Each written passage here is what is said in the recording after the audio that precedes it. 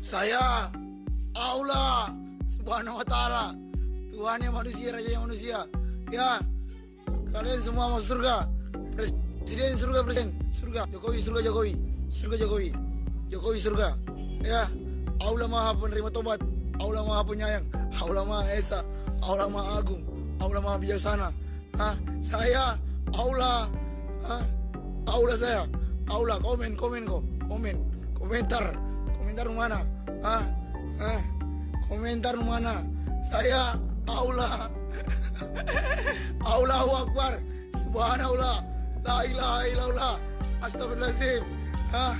Jokowi surga. Saya Allah Subhanahu wa Ta'ala, Tuhan yang manusia, Raja yang manusia.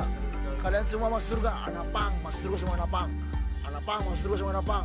Tentara, presiden, gubernur, wali kota, pas neraka semua. Kita di surga ini, surga, surga, surga, surga, surga, surga, surga.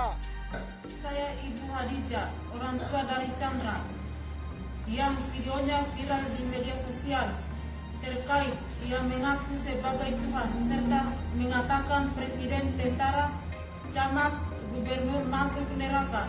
Ingin menyampaikan permohonan maaf kepada seluruh pihak dan warga kota Kendari karena anak saya dalam keadaan sakit. Saya mengucapkan terima kasih kepada Polres Kendari yang membantu saya untuk menyelesaikan permasalahan ini sehingga tidak melebar. Terima kasih.